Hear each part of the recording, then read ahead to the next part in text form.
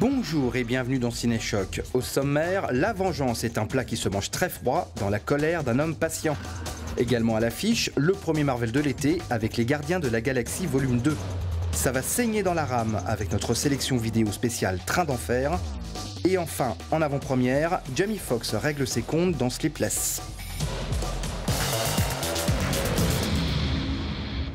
Après Le Serpent à 1000 coupures d'Éric Valette et en attendant Message from the King de Fabrice Duvels, les amateurs de polar noir sont en ce moment aux anges. Et la troisième pièce de ce triptyque se nomme La colère d'un homme patient, premier long métrage qui nous vient d'Espagne. Pero ya hay confianza, ¿no? Deberías salir más, conocer gente, pasártelo bien. Pero bueno, José, yo pensaba que ya no venía.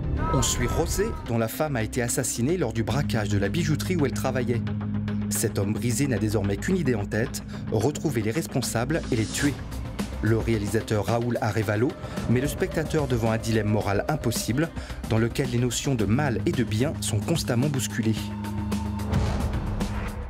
C'était mon intention, ma grande ambition, et en même temps la difficulté de ce film, d'autant plus que c'était mon premier. Je voulais éviter que tout soit noir ou blanc, je voulais du gris, je voulais qu'on voit des êtres humains, pas des gentils et des méchants. Et je voulais que les spectateurs partagent les contradictions et les dilemmes moraux des personnages. ¿Qué está pasando aquí? Tú ayúdame a encontrarlos. C'est assez étrange, ce n'était pas du tout mon but. Comme je vous le disais, je considère avoir fait un film qui critique la violence.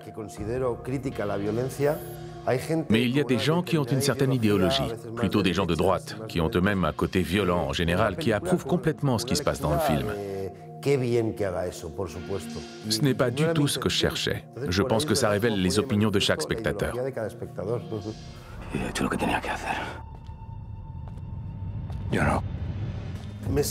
Moi qui suis absolument contre toute forme de violence, j'avais envie de donner mon point de vue sur le sujet.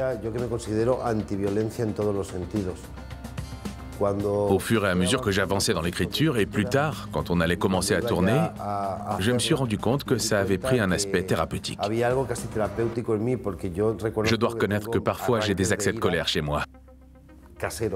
Quand je suis énervé, je jette des choses par terre. Parfois, je ne me contrôle plus. Donc, en exagérant un peu, on pourrait dire que ça m'a aidé à canaliser tout ça.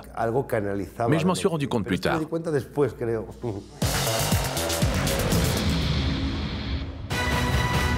J'espère que vous êtes prêts, parce qu'ils vont pas tarder.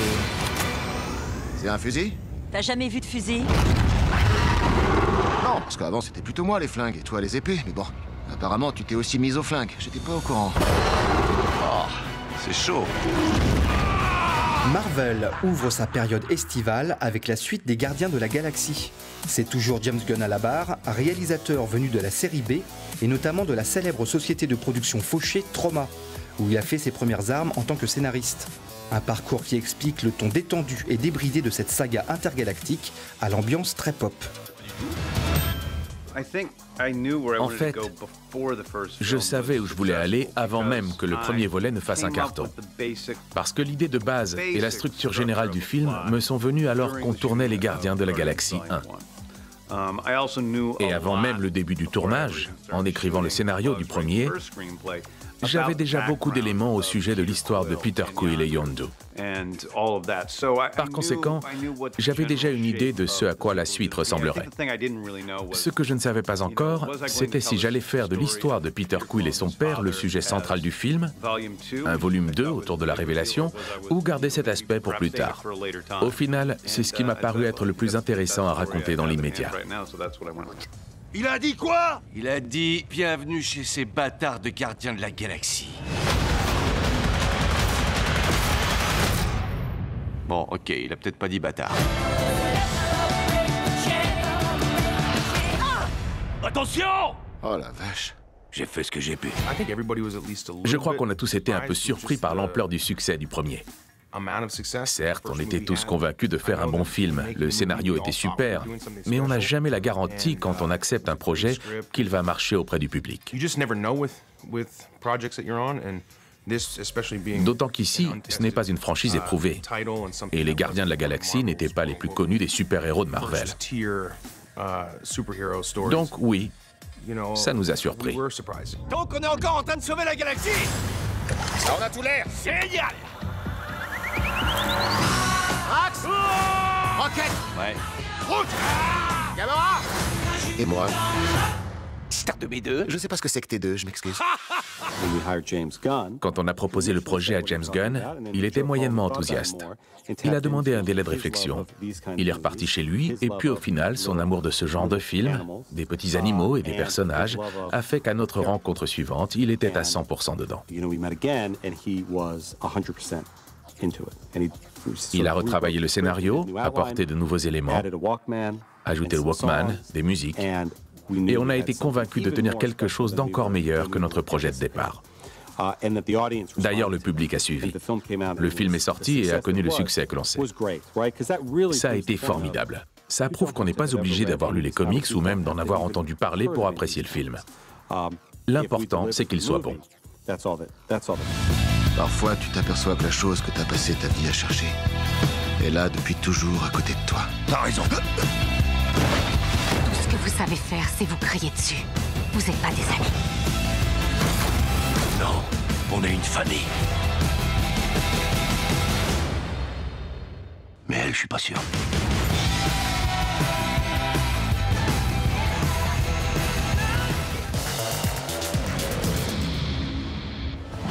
Le rail est un cauchemar dans cette sélection vidéo spéciale Train d'enfer. Red Line est un film catastrophe à tendance claustrophobe puisqu'il enferme des usagers du métro de Los Angeles sous terre après un effondrement de tunnel, avec en plus un homme armé et dangereux parmi les survivants.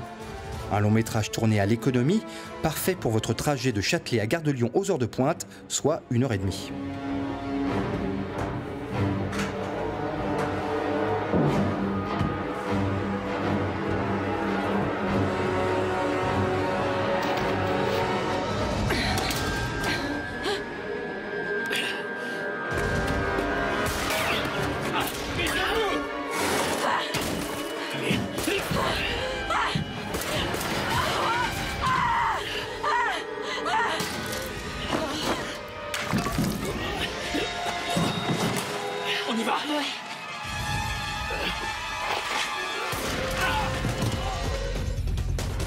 On retrouve la surface avec cette fois les dangers des trains de banlieue. Dans Howl, une rame roulante de la grande périphérie de Londres se fait stopper au milieu d'une forêt. Un incident de parcours qui se transforme en jeu de massacre lorsqu'on découvre que le lieu est infesté de loups-garous particulièrement voraces. Howl a été présenté au Festival du film fantastique de Gérardmer et nous avons eu la chance de rencontrer son réalisateur, Paul Hayet, un amoureux du film d'horreur à l'ancienne. Le projet qu'on m'a apporté ressemblait plus à une comédie. J'ai suggéré d'en faire quelque chose de moins tranché, avec un humour noir, qu'il y ait à la fois des moments d'horreur et de l'humour, sans pour autant faire une comédie horrifique. Ils ont tout de suite dit banco. L'idée d'ancrer le film plus dans le réel leur convenait bien. C'est d'ailleurs pour ça qu'on a changé des éléments de la mythologie du loup-garou, tels que la transformation instantanée, les balles en argent, ce genre de choses. J'avais envie de situer le film dans une réalité contemporaine.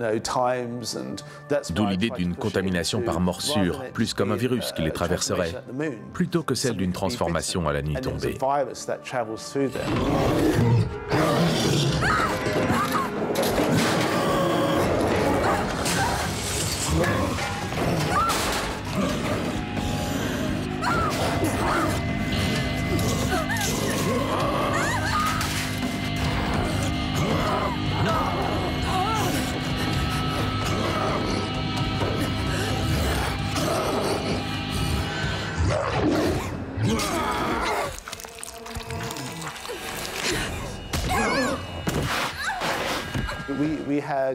On avait très peu de temps pour tourner le film, 5 semaines seulement. Par conséquent, il était essentiel pour moi, vu la complexité des maquillages avec prothèses et des effets spéciaux numériques, de bien savoir à l'avance ce que j'allais pouvoir tourner en situation réelle et ce pourquoi il me faudrait recourir à des images de synthèse. Comme pour la scène où on voit la bouche de la créature s'ouvrir. On aurait pu la faire avec des prothèses, voire avec des animatroniques, mais je ne suis pas un grand fan des animatroniques, sauf si évidemment on a énormément d'argent à leur consacrer. Mais on a préféré utiliser des images de synthèse pour des questions de rendu de mouvement et d'animation du visage de la créature. Pour autant, j'ai tenu à ce que les acteurs aient toujours quelque chose de physique, de tangible en face d'eux. Parce que si on avait tout fait en numérique, il aurait fallu expliquer les trajectoires avec des balles de tennis, des piquets, alors que voir un grand gars costumé foncer sur la voiture, ça leur permettait de savoir en permanence où était la créature, de ressentir la terreur. C'était plus facile à jouer pour eux. En plus, on avait énormément de sources de lumière différentes, les effets lumineux, les ombres. Alors tout faire en images de synthèse aurait été très difficile. Tout l'enjeu était donc de savoir quand utiliser un vrai acteur avec une prothèse et quand il était préférable d'avoir recours aux images de synthèse. En 2011 sortait le polar français Nuit Blanche. Et bien voici la bande-annonce de son remake américain intitulé Sleepless. Thomas Sisley est remplacé ici par Jamie Foxx, un flic dont le fils est kidnappé par les truands qu'il pourchasse. Sortie française prévue pour le mois d'août. Ciao et à la semaine prochaine. Everywhere. Oh, we'll take that. Me and Cass. The city is crawling with dirty cops. Ladies and gentlemen, Nevada's finest. Looking for this? Vincent Downs, homicide. Jennifer Bryant. We're internal affairs. Big bad policewoman. I like that. Drop him off by 9 p.m. Dad, when are you moving home? Son, I love you. There's just some things I can't explain. You just have to trust me.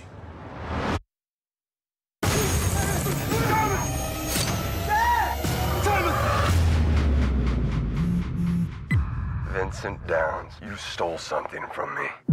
Bring it back or your son's not coming home. They said it was just gonna be an easy grab. Well, it ain't no easy grab. They got teeth. What is going on? They have our son. Find him. We've got a problem. I got enemies, got a lot of enemies, got a lot of people trying to drain me of my energy. Whatever you're aiming at, make sure you're prepared to kill it. I've been working undercover for 2 years. He knows the players. He knows their methods. I will pay every cop on our payroll to see Vincent Downs dead. I got enemies. I got enemies. Got a lot of enemies. Got a lot of people trying to drain me of my energy. You touch my son, I'll kill you.